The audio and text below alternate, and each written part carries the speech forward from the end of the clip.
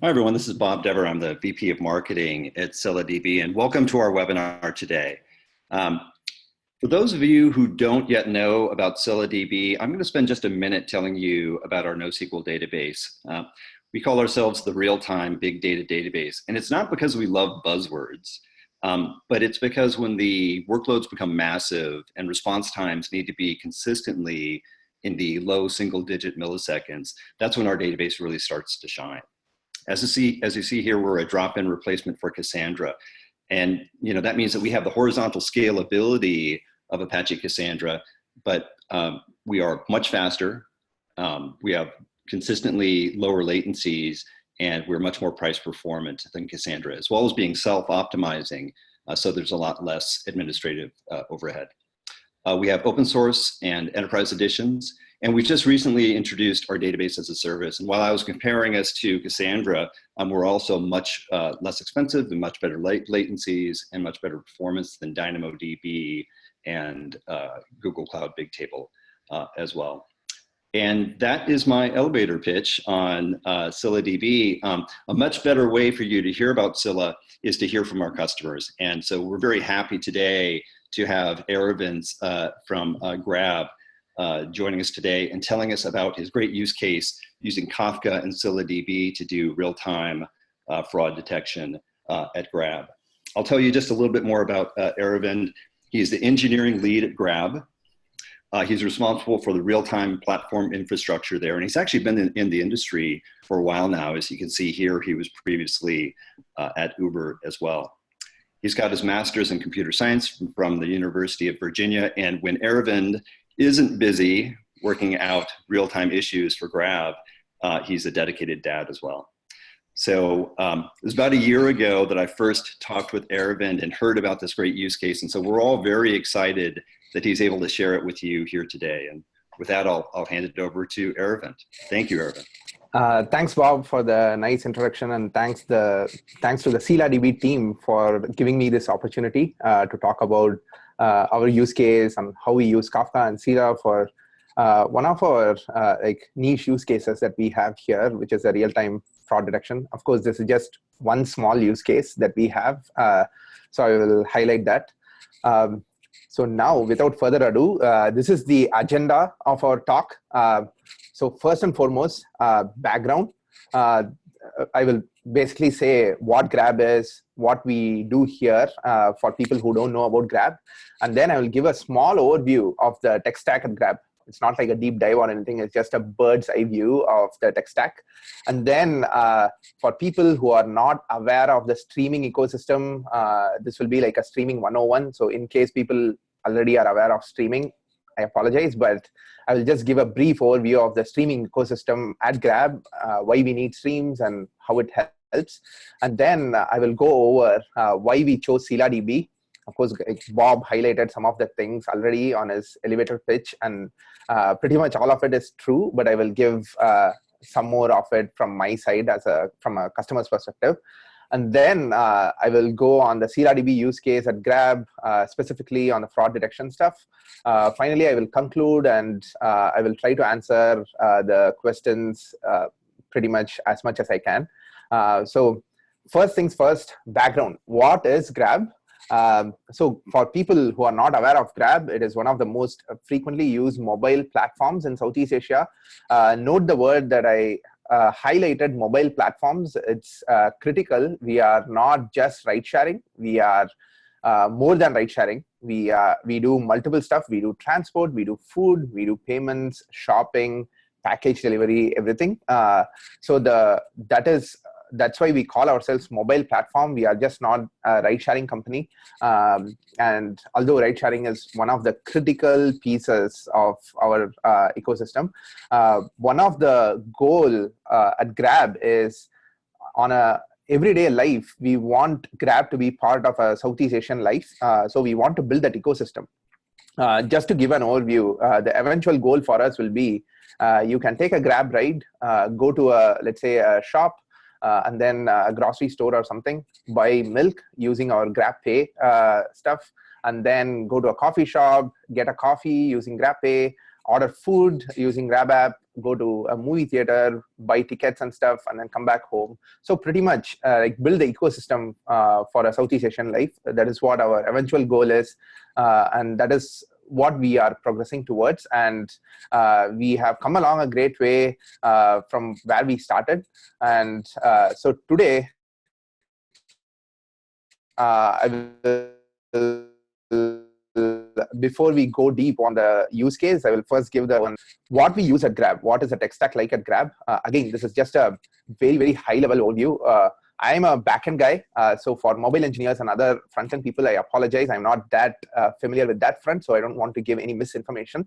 So I'm predominantly talking about my backend services that we have at Grab. So pretty much like 95% of the services, backend services at Grab use Golang. And then there are lots and lots of services. We do have microservice architecture. So there are tons and tons of services doing their own thing at Grab. And they communicate internally using protobuf gRPC. So there are multiple questions that people generally come up with, like, why did you guys choose Golang? So Golang, for people who are not aware of it, it's a pretty cool language, although it is a recent language and its tooling is not as mature as, let's say, Java or C++. It is still it is coming along, and for us, Golang, with the help of Golang, we can iterate quickly. Performance is awesome. There's no like JVM overhead or anything, although like the recent Java I heard is pretty awesome as well. And then the other thing is, like, it gives you control as well. You still don't have to worry about, let's say, similar to C or something, you don't have to worry about like memory allocation, freeing and stuff. It is garbage collected, and so that is good as well. So you can iterate quickly, you can build stuff quickly. Again, the other thing, inter-service communication, why we chose protobuf, it's mainly for like, we were debating between JSON and protobuf, and then we went with protobuf for inter-service communication, mainly because of performance reasons. Marshalling and marshalling is way better with protobuf gRPC, and that's the reason we went. Nothing is proprietary to Grab. It's the usual protobuf. You can Google it, and the gRPC is the same as well. Next, so like I hinted, we have a microservice architecture. So we have tons and tons of services doing their own thing. There's no one monolith service. It's pretty much industry standard nowadays. Most of the companies are building it this way. Why? Again, scalability. You can scale each service independently of the other service, and then you can move faster as well. Let's say, for example, you do the allocation, the booking allocation and stuff on one service, and then you take care of the driver location and other things on the other service, and then do the fraud detection on another service. So there are stream processing separately on another service, etc. So that way, they are completely decoupled, and you can scale each team, and each team can iterate quickly as well. So that's pretty much the bird's eye view of the tech stack at Grab. Now let's see, like, why we even need streams at Grab. Why do we even need such a thing as streaming or Apache Kafka? So for that, let me give you an overview of streaming ecosystem. Again, like I said earlier, this will be like a streaming 101. So for people who are familiar with streams, please apologize, but this is the reason why we need streams in this microservice model. This picture, you can find it in the internet. It's basically, if you have tons and tons of services doing their own thing, imagine a traditional way, like each service, let's say, has a database associated with it. And then when people want to talk to that service, they will use RPC, like I said, gRPC or something, and to talk to that service. So if it is just one service talking with another service, it's okay. Like, you can talk to that service. Service A looks at the database and then returns a response to service B. That's totally fine. But now when the number of services increases, and tons and tons of services, and then they all want to talk to each other, then it becomes messy, right? Like it's a full mesh kind of a system, and you are putting load on the service which is really popular. Let's say, for example, the booking event service or something, which is pretty much the core thing for any platform like Grab or Uber or Lyft, where you have booking events. Everything is a booking for us, and So if people want to know something about the booking, then that guy is going to get overloaded, extremely overloaded. Either the database is now going to be overloaded, or the service itself could be overloaded. And you are now kind of coupling multiple services together. And so if you want to scale that service, you want to scale the other services as well. So it kind of makes the entire architecture messy. So this diagram illustrates it. It's a completely messy architecture. Now, let's see how streaming helps. So with the streaming ecosystem, so we use Apache Kafka. Again, this is open source Apache Kafka. I know like Confluent is doing a great job with that Kafka as well, but we are using the Apache Kafka, the bare bones. And in this case, let's say if we have streams instead of the traditional way, so you have a streaming layer in the middle. So the services, let's say like the popular services, they can just publish stuff to the stream, and then the other services which are interested can subscribe to that stream, and they can consume on their own pace. Like it doesn't matter. The publisher doesn't even need to be aware of who is consuming the data. That way, the publishers can scale completely independently outside of the consumers. So that is one of the reasons, that is one of the benefits of a streaming architecture. And I know that this is nothing special at Grab. This is pretty much industry standard nowadays, like to have a message bus in between where you can publish events and then where you can consume events out of it as well. So like here in this example, for example, like service A, let's say, is the popular service. It produces events to a topic in Kafka.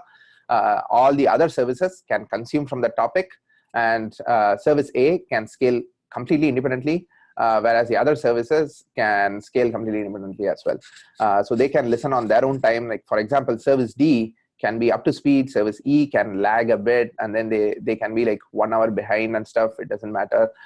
So that's pretty much how we build the streaming ecosystem here. So now, after giving an overview of the tech stack, microservice architecture, and then Apache Kafka, now let's see why we need Scylla. Now the architecture is pretty clean. Why do we even need ScyllaDB? So again, let me recap of the technology, right? Like I said, we have microservices, we have Kafka for streaming. Again, the reason for Kafka is loose coupling and scale. It's pretty obvious. Now, once we have Kafka streams, right? So once you give tools to engineers, they don't just settle there, right? They want more and more. It doesn't satisfy them if you just give them streams. So now you have streams. People want to do some stream processing. Right? People who are familiar with the streaming ecosystem, they are aware of this. So there are tons and tons of stream processing people want to do. One example is, let's say, if you have a database, you want to join 2 tables together to produce some result, right? Similarly, if you have streams, people want to join 2 streams together and then do something with the aggregated stream. I will give you more examples on it later. And then you also want to do more, like, say, for example, I want to count how many rides I did in this city in the past day, in the past hour, etc. Or I want to like give promotions and incentives to drivers and passengers for our ecosystem.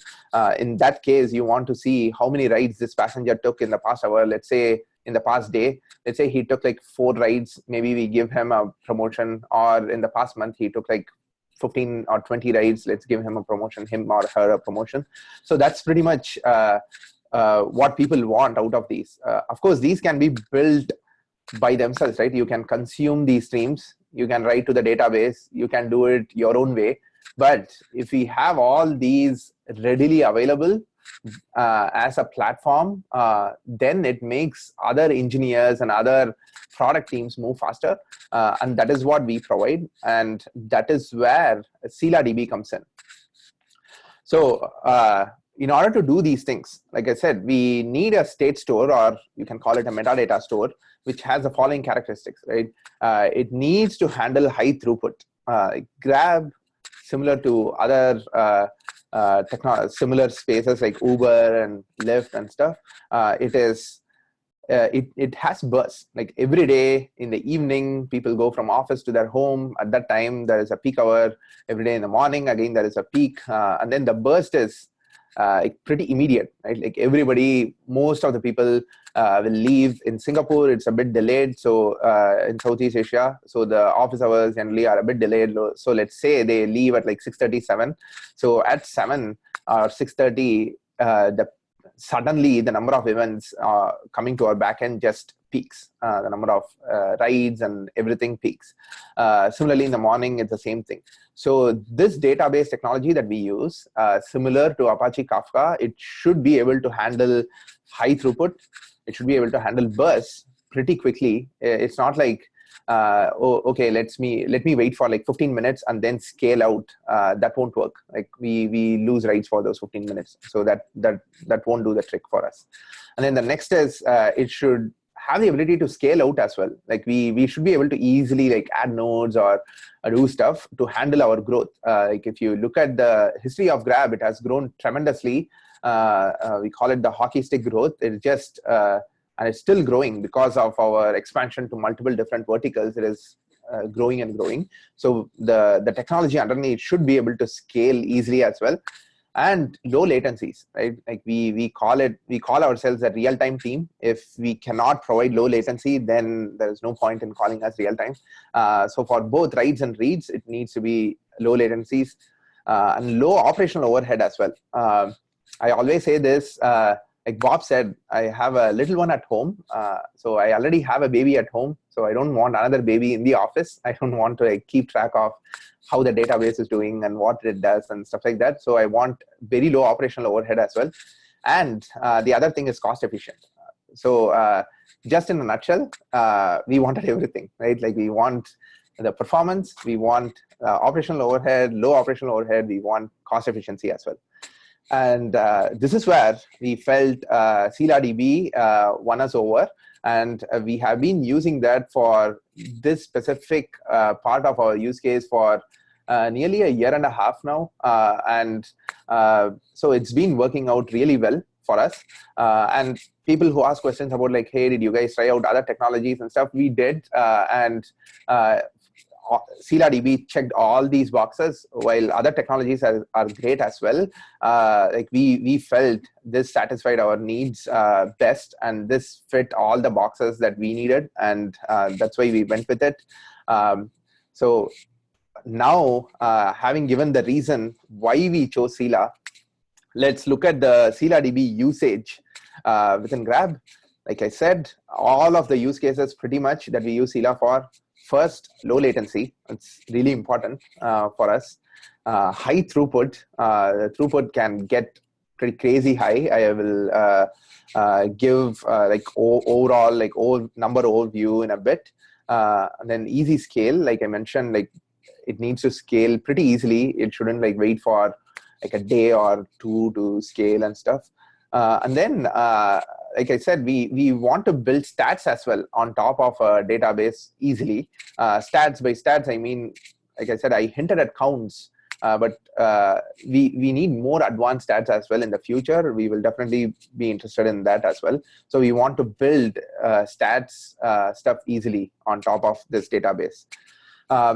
So there are a number of use cases that revolve around this. And for now, I will, in this specific webinar, I will talk about the stream aggregation and specifically go over the fraud detection in real time. And the other popular use case within Grab is stream statistics, like how to quickly do stats. Before we go on the fraud detection, one other common question I get is, why don't you guys use, let's say, Flink or Spark or something?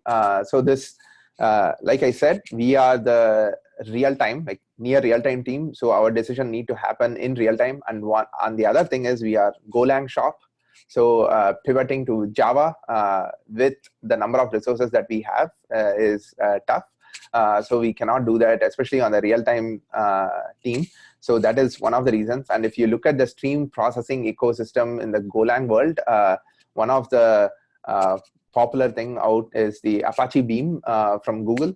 So we will We have been engaging with them. I spoke with them like a year and a half ago, and but at that time we needed something, and so we started building this internally. But it's not like a full-fledged stream processing framework. It is very specific for our use cases that we needed at the time, and we have built on top of it.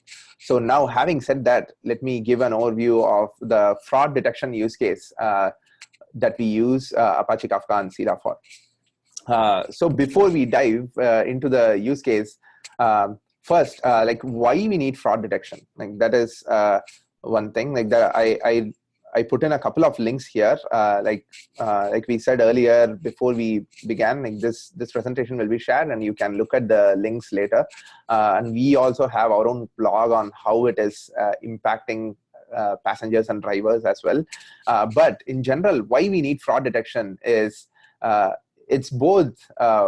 Generally, people immediately think it is saving money for the company, so it is good for the business. So that is true. Right? That is definitely true. I won't reject that notion. But in addition to that, if you think about it, we are also doing like there is a social impact as well. So if, for example, if let's say a fraudster games the system and he or she is let's say taking all the rides as he or she pretends as a driver and causing inconvenience and taking all the bookings and stuff, then it is actually impacting the passengers, right? Like you are delaying a person from getting from, let's say, the office to home or from one point to the other point. So that is an inconvenience. And the other is, if you think about the actual social impact on the driver side of things. So if the fraudster is scamming and getting rides, you are actually like depriving an actual driver who is relying on this. Remember, this is Southeast Asia, right? So there are lots of people who rely on this platform to make their daily ends meet. Like they are relying on the money that they earn in the Grab platform to basically survive every day. So you are actually taking that away from them as well. So this is we as engineers like to build cool and engineering systems, but if you think about the social aspect as well, that is also like very impactful. And thanks to like Apache Kafka and Scylla as well for helping this social side of things as well, especially for this use case. This is a snippet from that link that we had one of our engineers wrote. So basically, the crux of it is, if people game the Grab ecosystem, they can actually make more money, or more they can scam more money, more than even a stolen credit card in Southeast Asia. So that is how serious this problem is. So if you allow people to easily scam your system, it's even worse than stealing a credit card in that economy. So that is basically what we are facing. And the other, of course, like who doesn't like money? Like we want to save the business money as well, so that we can invest in better use cases, and also like give money back to the actual deserving drivers and other partners of our platform, so that they can survive as well. So that is the reason why we need fraud detection. I know it's pretty obvious, but just highlighting that in addition to the technology aspect, there is a social, economical, and social aspect as well. So now let's dive into it. Let me give a very simple use case, right? Like, which is basically just using bare bones Kafka to do fraud detection.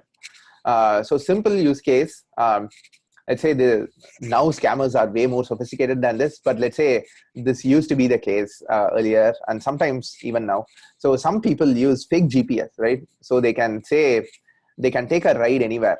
So I'm not sure where most scholars are in. Let's say if people are aware of San Francisco, there is San Francisco, and then there is San Jose. They are pretty far apart.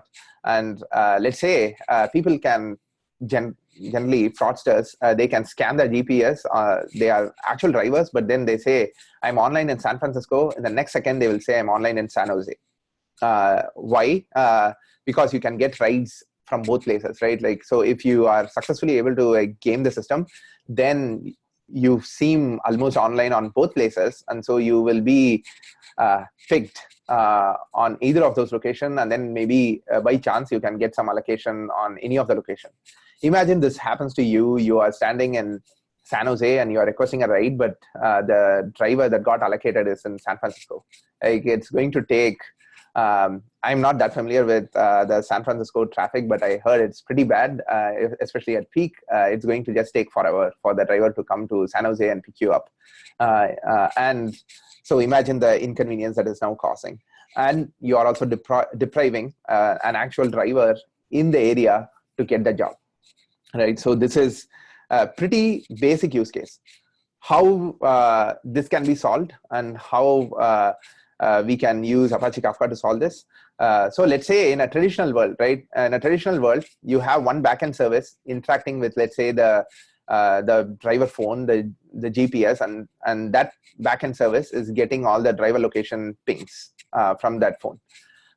In a traditional world, you save it to a database, and then the fraud detection service, which is another service because we are microservice architecture, the fraud detection service can call this backend service saying, hey, what's the location of this driver, etc. If it's like 10 drivers, 100 drivers, 1,000 drivers, it's okay. But if you're talking about like millions and millions of drivers, it doesn't scale unless, of course, you do like crazy sharding and all those things. But instead of that, let's say, and remember, fraud detection is not the only consumer of this. There are multiple different things. Like we want this information about, like we want to use this information to build heat maps and lots of other things as well. So instead of doing it in the traditional way, now let's see if we publish this location pings to a Kafka topic. Now it is in the Kafka topic. Now the fraud detection service is one of the consumers of the topic, and they get this data constantly. And so they can have their own logic to say, okay, this driver was picked. Let's see if this driver is a good driver or a fraud driver. So they have their own algorithm running on their own set of instances on their side. And this is completely independent from the other service. So the other service just gets the data and just publishes this to the topic, right? So in this case, you can see like fraud detection can scale as much as they want in their own convenience, and then they can consume it. Of course, in this case, it's real time. Like you need to give an answer at the time of the booking. If not, you miss that window. Like you give it to somebody else. So that is how serious this is. So now with this platform, they are able to like simply achieve this goal without having to bother the other backend service. Like they don't have to like ask the other service to scale up, add a new API, or like depend on the other service to do any other stuff. So it's basically a very simple Kafka use case. In this case, there is no, like the title says ScyllaDB, but in this case, we don't even need ScyllaDB. Right? Like it's a direct consumer from Kafka, and they can use their own stuff internally to run their algorithm. So this is a very simple use case. Right?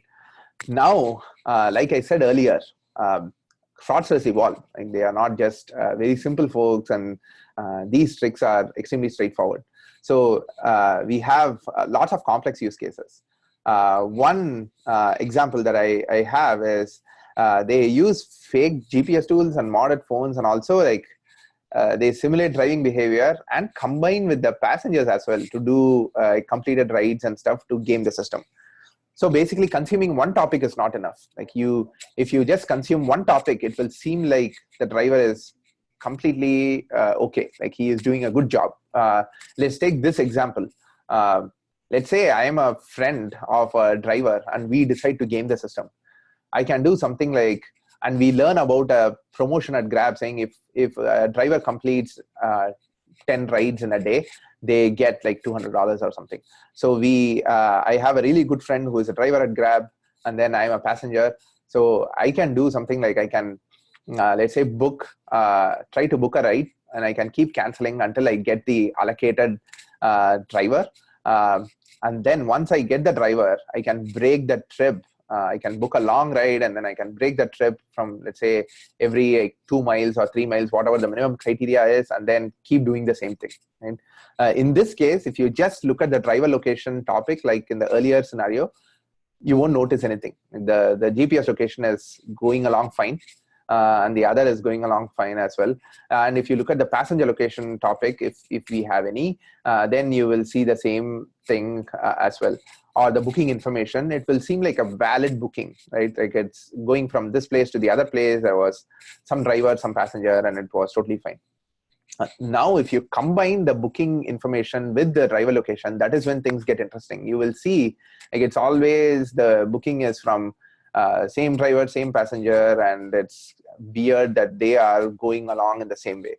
So in this case, what we need is, like, we want to join multiple topics together in real time, and we want to run our algorithm in the fraud detection service, and we want to make a decision immediately to flag that ride or flag that driver, passenger, etc. So in order to do this, it's like we consume 3 topics, and then we want to join it. It's almost like joining a SQL table, but this is not just a finite set of data. This is like infinite stream of data that is coming in. You want to send it to a combined topic, and then the fraud guys can pick it up, and then their detection service can consume that combined topic and make their algorithm run and make the decision. So for this use case, we are using ScyllaDB to do the metadata store. In this case, we consume, let's say, the driver location topic, dump it to Scylla for a while, and then make sure whenever a booking completion event happens, we want to make sure we combine it with the other topic and then send it to the aggregated topic. So it can be any number of topics. It can be topic 1, topic 2, topic 3. You can plug in driver location, another kind of topic, driver location, bookings, whatever. It can be any topic, like topic food, topic bar, anything will work. So this, one of the critical things is this needs to happen in real time, and then we need to send that to the other Kafka stream, which is aggregated, and then the fraud detection service will pick it up. One more question people ask here is, why don't you use KSQL, which is in Kafka already, to do the join and stuff? KSQL, like you guys know, is very, very recent. We have been doing this for a couple of months. We will definitely, we are welcome to try it out. If it satisfies the performance and stuff, we can definitely use it. But that is also one of the common questions we get on this area. So this is how we use ScyllaDB internally. Why Scylla helps here?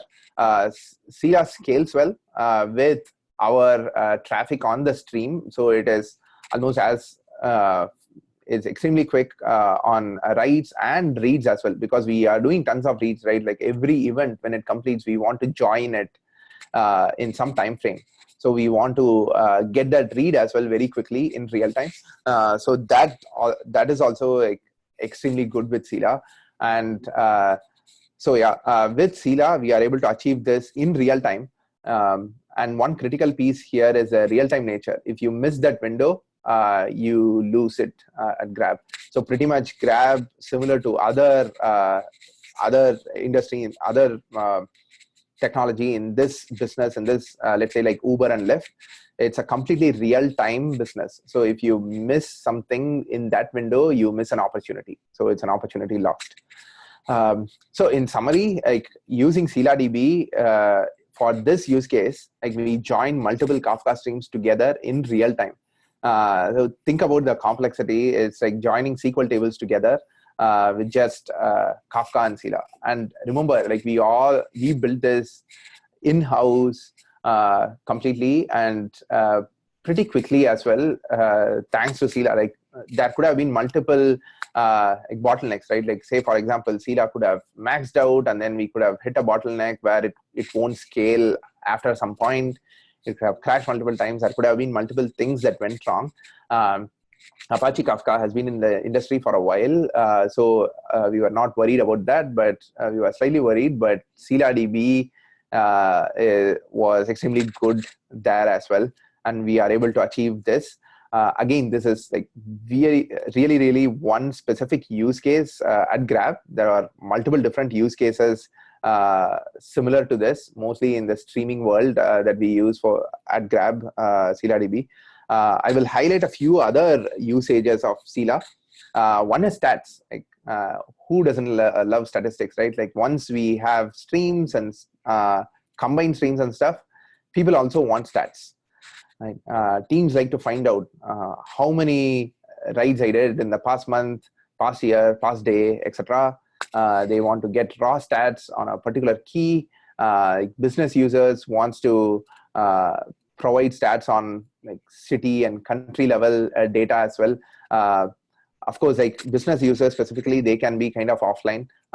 You can treat them as offline use case. But if we have something readily available, like if we can satisfy the real-time nature, why not the offline use cases as well, especially the simple ones.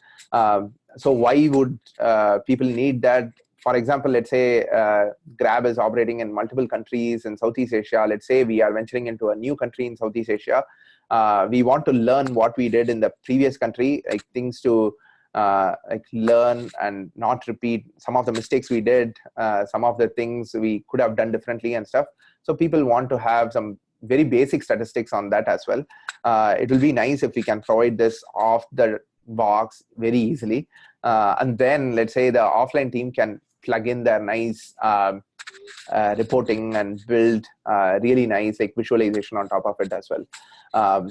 So we use ScyllaDB to build stuff on top of this as well. And in addition, we also want to build time series as well. It's not just simple counts. Eventually in the future, we want to build, let's say people are interested in like top 10, top 20, top 100, P99, P95, etc. Very similar to like Grafana, Prometheus, etc. Of course, there are DBs in the industry like InfluxDB and other stuff as well supporting this. But we are wondering if we can just leverage Scylla and quickly build something on top of it. I know in the Scylla Summit, I talked about Kairos as well. We have been experimenting with that kind of as a proof of concept. So there are a bunch of things to build on top of Scylla there as well for statistics use cases. And just to give an overview of the numbers, just to highlight, like we are actually pushing pretty significantly. Like it may not be very significant for people like, let's say, in Amazon, Google scale, but it's still extremely high especially for technology we are just using for a year and a half. We are pushing nearly like, let's say, I think 200 to 250K peak QPS overall. And ScyllaDB is just breezing it. There is no problem at all in handling the load. We have not faced any issues much with the load per se. To conclude, so this is basically the very basic use case of Scylla and Kafka that we have within Grab, and how we use it to achieve like real-time flagging and real-time fraud detection very easily. Overall, ScyllaDB at Grab, great experience so far. Like I said, cost-effective, and they are a very responsive team as well. Again, like we are using open source Scylla. It's not like we are using enterprise, but even for us, like whenever I ping in ScyllaDB users, if there are issues, somebody is going to respond. It doesn't matter like what time of the day, hour, weekends, it doesn't matter. And for us, if there are issues, it's going to be like midnight Pacific time, right? That is when the peak is in Southeast Asia. So, but they are very, very responsive. So that is extremely impressive and as good as advertised as well. Like when Bob made his elevator pitch and he said like it is extremely fast and all those things, it is true. And it is growing within Grab as well. The interest is slowly growing. We are kind of using it as a stream processing state store at the moment. And then slowly people are inquiring about ScyllaDB even within Grab, and they are trying to use it in multiple different use cases as well.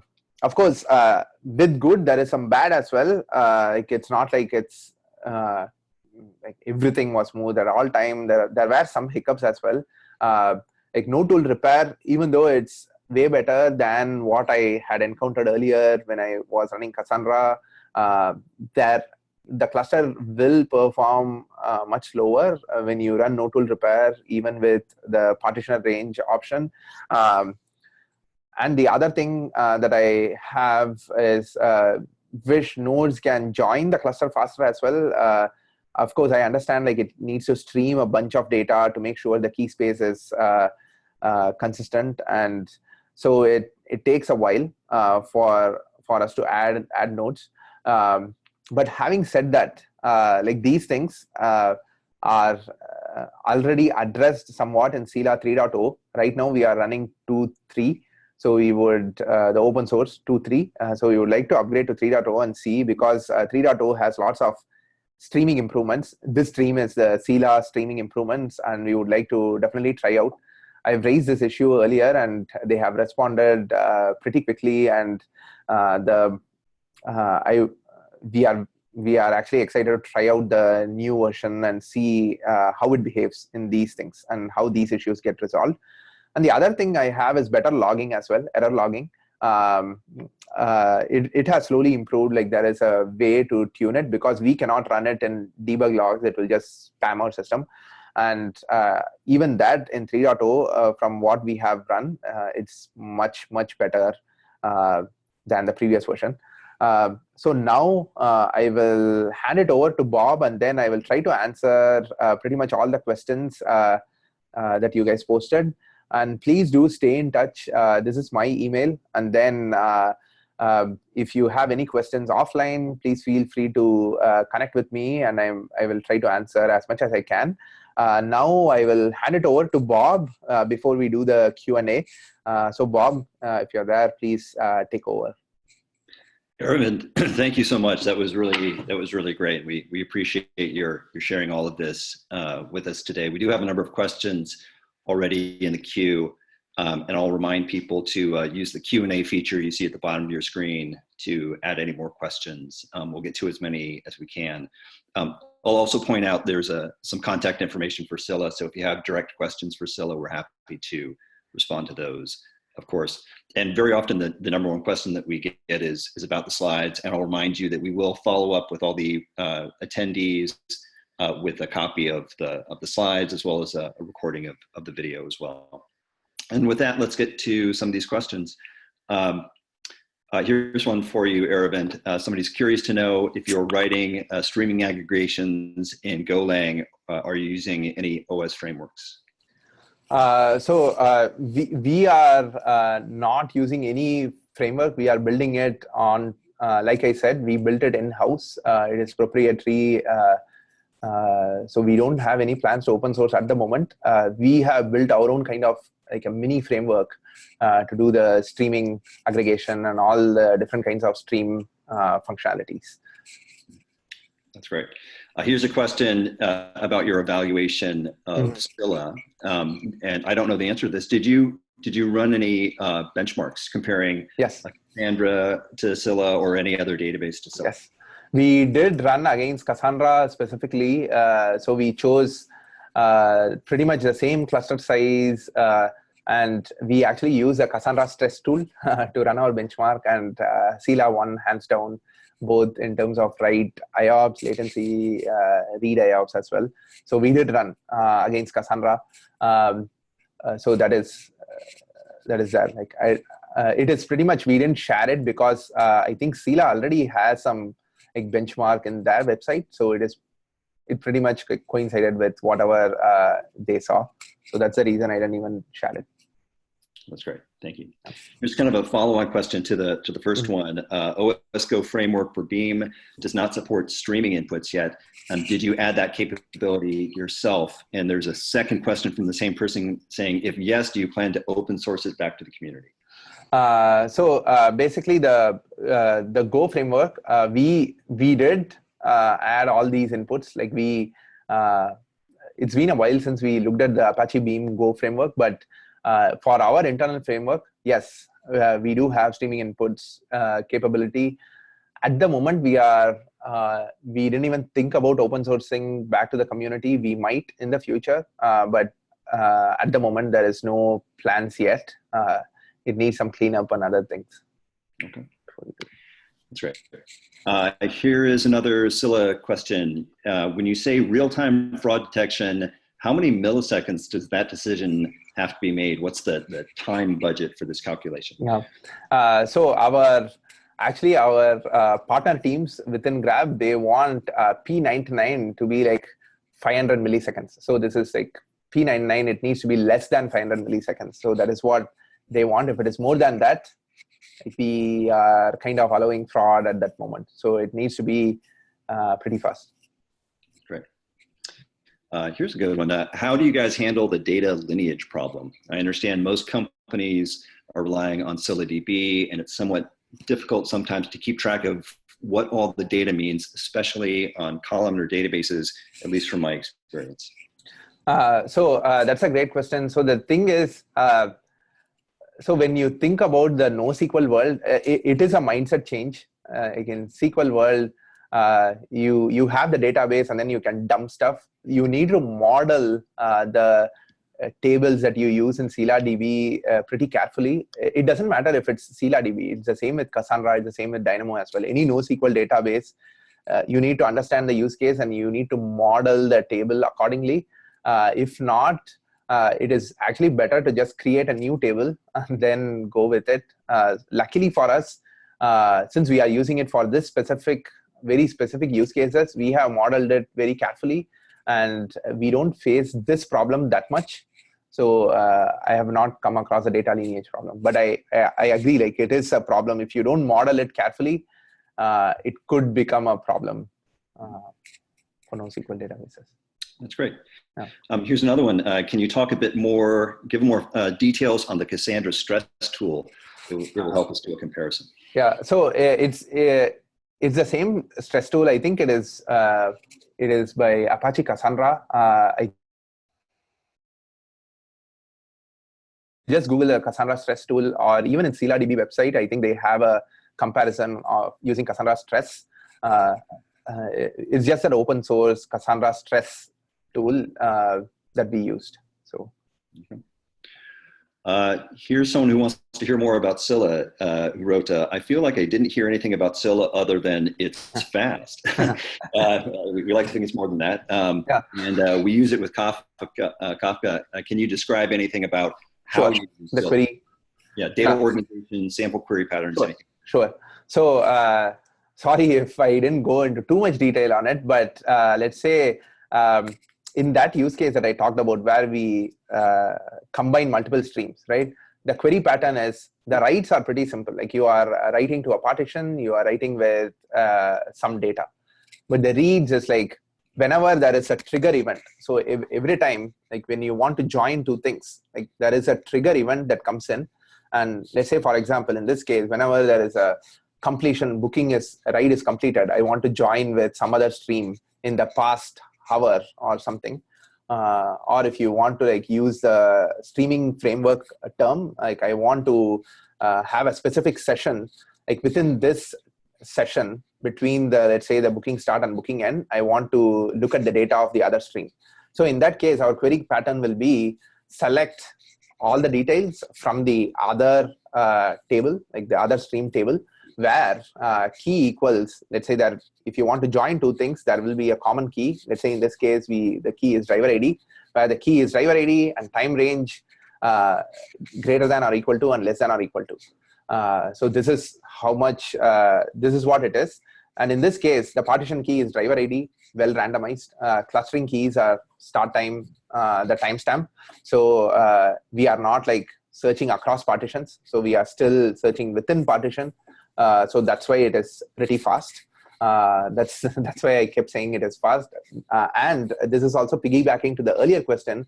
We modeled it right. That way we don't span our things across partitions. So like we don't do find out in the last 1 hour, like what are all the drivers and stuff. For that, we have not modeled. Like we model the data so that you can combine two streams with a specific key, and we write the data carefully in that way. So our query pattern will be like select something from a table where key equals something and time range greater than or equal to and less than or equal to if needed. So that is pretty much the query pattern. That's why it's extremely fast. And I believe if you are using a NoSQL database, irrespective of the technology, Scylla, Cassandra, Dynamo, it is better to model it this way. Because the way, especially in Scylla and Cassandra, the way the data is stored is within partition, right? So if you are spanning across partitions, you are potentially using that allow filtering thing, and you are going across multiple nodes in the cluster, and your performance now suffers. So, hope that explains like the thing that we use. So it's pretty simple query, but at the same time, the latency requirement is very, very critical. And the scale, other than it is fast, the scale is also a big thing, because at peak, like I said, we are running like 200K or 300K QPS, and we need to handle that load with that latency. That's great. Thank you. And I'll remind everyone that if you have more questions about Scylla, we're happy to answer them at any time during this webinar or after. A couple of great questions about fraud detection. Are you integrating external third-party signals in fraud detection in real time? If so, are those considered as upstream published event? So that is a good question. Unfortunately, that's why I put the fraud detection piece in its own service, in its own box, because I'm not part of the fraud detection service. I provide the infrastructure so that they can build the fraud detection thing on their end. Sorry, I don't have the answer for it at the moment. I will try to find out and see if I can answer it. I'm not sure about that. Sorry. That's great, and I'll remind everyone, if we don't have an answer to or don't have time for your questions, then we will follow up with all the questions that have been asked today. Here's another fraud detection question, might be good for a follow-up. It's a great presentation, I agree. It seems fraud detection here is mostly rules-based, which is very valuable. What about other industries such as financial fraud, which may be based on users on scores, such as predictive score? Yeah. The thing that I talked about is just this specific fraud detection use case. We have a huge fraud detection team at Grab. So they do tons and tons of stuff. I would encourage like the person who asked this question, please go read that blog, and then if you are interested, I can put you in touch with one of the actual engineers who wrote those algorithms and who are building those algorithms to detect fraud. Unfortunately, I'm just a platform provider, so I try to provide the infrastructure so that they can move forward pretty quickly. So if you are interested, I can put you in touch with the person who is actually building these algorithms and stuff. They will be the best person to answer this specific question rather than me. Okay, that's great. We've got a couple of metrics questions here, and I'm not sure what you're able to share on that today, Aravind, but one is, can you provide some metrics of your scale, like events per second, size of each event, etc.? So if this metric is about specifically Scylla, so we are, like I said, at the moment, we are pushing nearly 300K QPS. We tend to keep the size of messages in Kafka to be small. Average size, definitely less than 1K bytes. The reason being Kafka does really well with smaller messages. With bigger messages, it becomes a problem, mainly because it puts disk pressure and lots of those things. So we tend to limit the sizes as well. So if you are talking purely Kafka, there are tons and tons of topics. So we are pushing, I don't know, like overall across all of our Kafka clusters, we have multiple Kafka clusters. We are running, I don't know, the ballpark number could be nearly 1 million or 2 million QPS easily, I would assume. Here's another question. This one is more about Scylla sizing. How many terabytes of data on the biggest cluster, number of nodes in the cluster, RAM to disk ratio, peak write read per second? Yeah. So peak write read per second, like I said, is 300 QPS, and we generally store the data only for a short period because we are doing like real-time stream aggregation. For stream statistics, of course, we store the aggregated data for a longer period. So the size overall, we have the number of nodes as a 15-node cluster, which is Grab is running, especially this Scylla that we have, it's running on EC2s, and we have like overall size, it's like 60 terabytes, I would say. And of that, right now, we are at like 50% capacity in the disk. And our machines are pretty beefy in RAM, so they have like really good RAM size as well. RAM to disk ratio, like for 4 terabytes, we have like 120 gigabytes of RAM. So that's kind of the ratio that we have, and it seems to be working really well. In terms of latency metric, it is definitely less than the SLA that I mentioned earlier, like 500 milliseconds. Writes are definitely faster than reads, but reads are still like less than what we need, like less than the 500 millisecond threshold. Here we've got a cap theorem question for you. What is your most critical consistency, availability, and partition cap theorem problem for Grab? How does your current architecture support consistency and availability? So we are AP system, so we want to be available all the time, especially on this specific use case that I have. We want to be as available as possible, so we are okay with eventual consistency. So we try to use an AP system, but there are other systems within Grab which needs consistency. So they are CP systems as well, which I've not listed here. This is just one very teeny bit of the Grab technology. Even within my team, this is like a very small portion. For our use case, we want to be available all the time. So that's the reason we went with AP. And pretty much this industry, I would assume, like most of the time they tilt towards availability, other than, of course, like you are writing like financial and other stuff on the payment side, you need to be consistent as well. But mostly you tend to lean towards the AP side of things. That's great. I'll just ask one more of the submitted questions here, and then I'll remind everyone that if we didn't get to your question, or if it's not something we're able to answer today, that we'll follow up with you after the webinar. Here's the last question, Arvind. It's, do you use counter data type to store aggregations in Scylla? What is your experience with its limitations? Oh, yes. We do use counter data type. Limitation, I've mentioned this, is so like counters, you cannot TTL a counter data type, right? So that kind of limits it. Eventually, we might run into some space issues. Right now, we don't. Of course, we can add nodes easily and make that problem go away. I mentioned this. I know like it's somewhat harder. The flexibility is also not there, because if you want to have a counter, you need to have all the columns as part of your primary key. So you need to design the model very carefully. If not, you won't be able to serve the data back on the read side. So that was one of the limitation. And then the other is the TTL stuff, which I already mentioned. Sorry, I didn't list it on the issue, but I already mentioned it to the Scylla team. I think they are aware of it as well. That's great. Arvind, thank you so much for your time today. It was really a great presentation. We're so happy to share it with our audience today. And I want to thank everyone for joining us today. And we look forward to seeing you on our next monthly webinar as well. Thank you all for joining us. Thanks.